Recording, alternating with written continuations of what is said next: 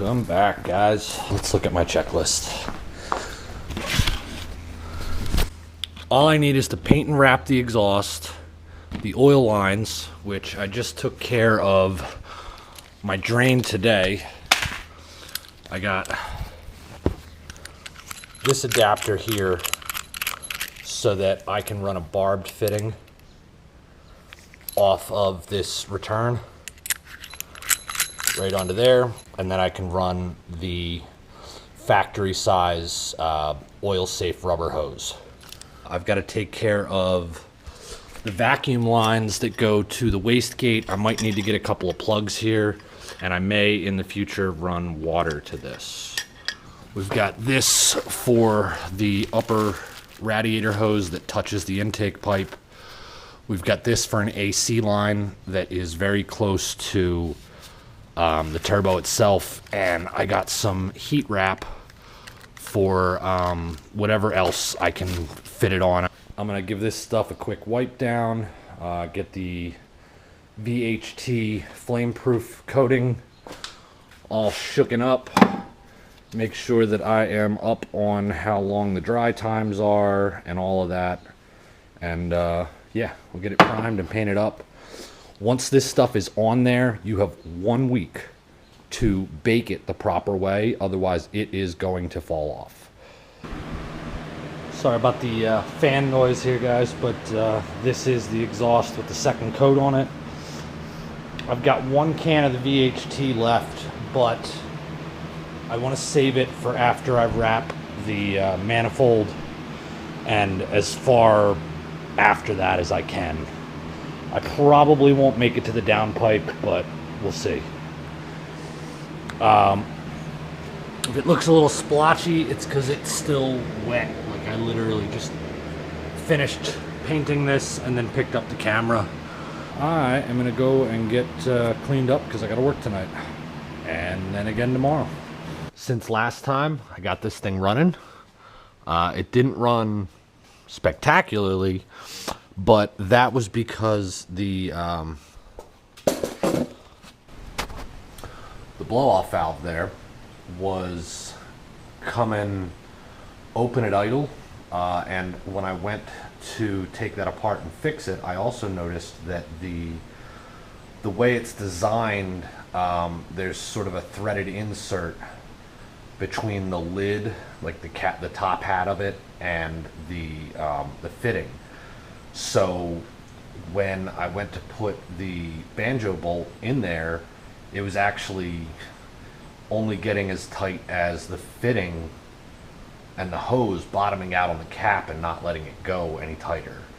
So that was a vacuum leak. But what I did was I had to put the stronger spring in there because they've got a real weak one that you can use on like lower power, smaller engines, I guess, but you know, for anything that's moving a decent amount of air at idle, you're gonna need the stronger spring. So that's what I put in there. You can see the exhaust here is just, it sort of looks like duals, but it's because this is the wastegate on this side.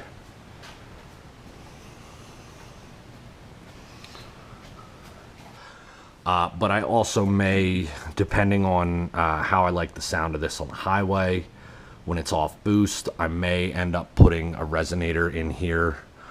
The other thing we're gonna try here is I've got an oil restrictor. I gotta see what I drilled mine out to see how much smaller this is. All right, I have a feeling that the drill bit might be out on the table somewhere because I'm pretty sure I used this, the 5/64ths, because I remember it was the third one over. I'm gonna see if the 1/16, which is even smaller, fits through this thing. Because if it doesn't, then I know for sure that this is gonna be smaller. Oh geez, that's tiny. Okay, cool. I wonder if even the 1/16. Nope. That is very small, and it's probably what mine came with. I had originally drilled it out the one, and I was like, you know, if the turbo is supposed to have it built in, like I'm understanding here, then You know, I guess the video I was watching might not have taken into consideration that people are using China parts that don't have these things built in. Alright guys, so I'm going to change out this oil feed here because there is a good possibility that this in itself will be enough to fix the exhaust having oil coming through. And I'm also going to, at the very least, pull off the drain on the bottom of the turbo, because the gasket that's on there was a square gasket and it did overlap a little bit. We put the hood on this thing and I went to close it and there was a gap about this big right here. So what I did was I put some lotion on the suspected area, closed the hood, and you can see that this is what hits. So I'm gonna mark this out and cut this out and then we're good. I think we got the oil fixed.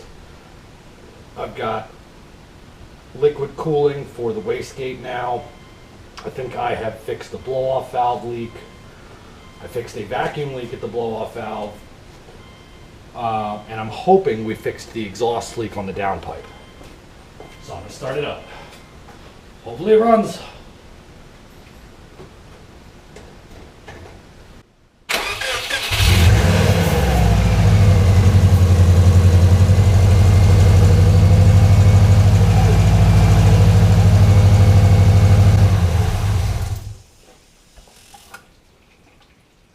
Holy oil everywhere. This is the face of someone who's not driving this car to work tonight. Yay.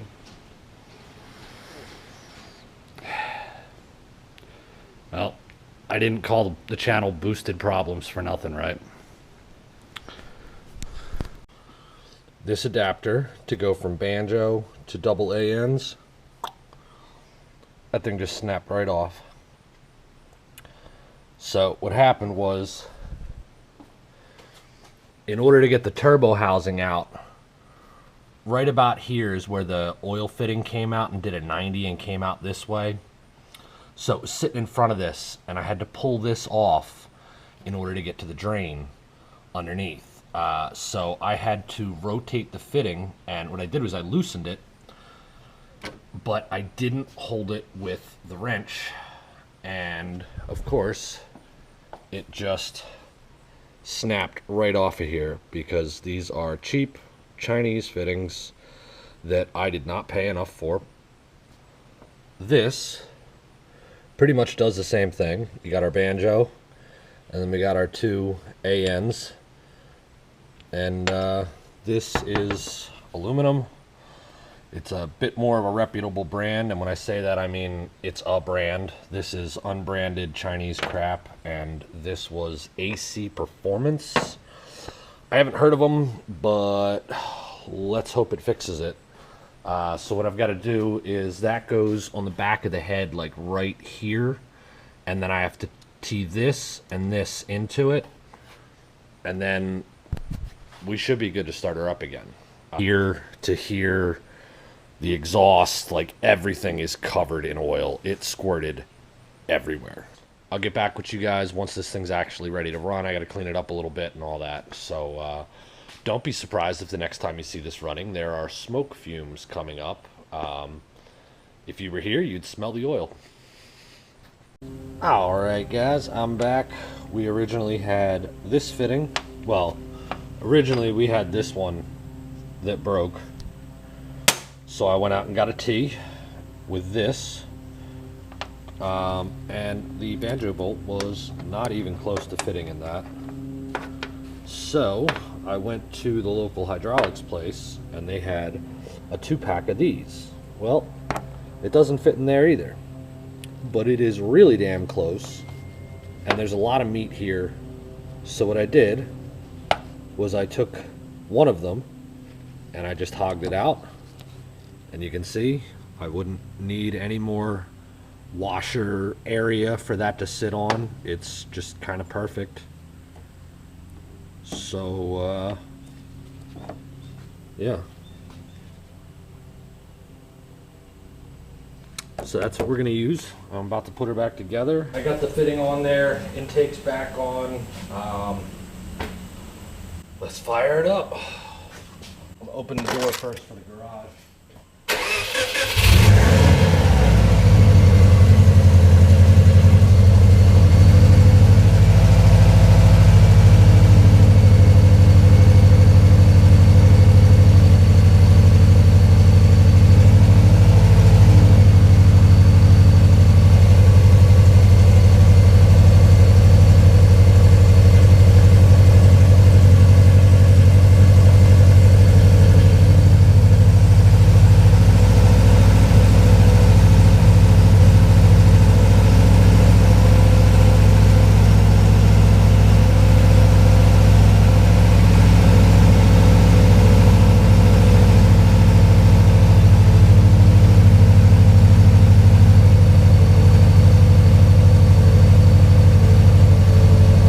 We're good, guys. We got 90 psi of oil pressure.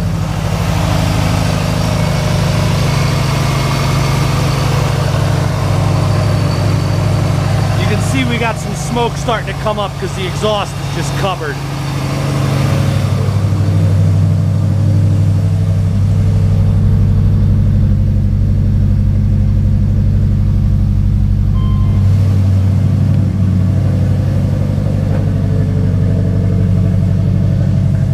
Alright guys, now with the exhaust we got on here, the driver's side, there's barely anything coming out.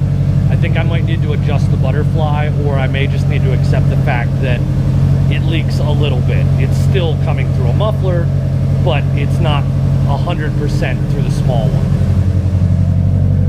So you can see there is some coming through here, but like I can hold my hand on there. This is the other side. Very pressurized. So the exhaust is pretty much doing what I wanted it to.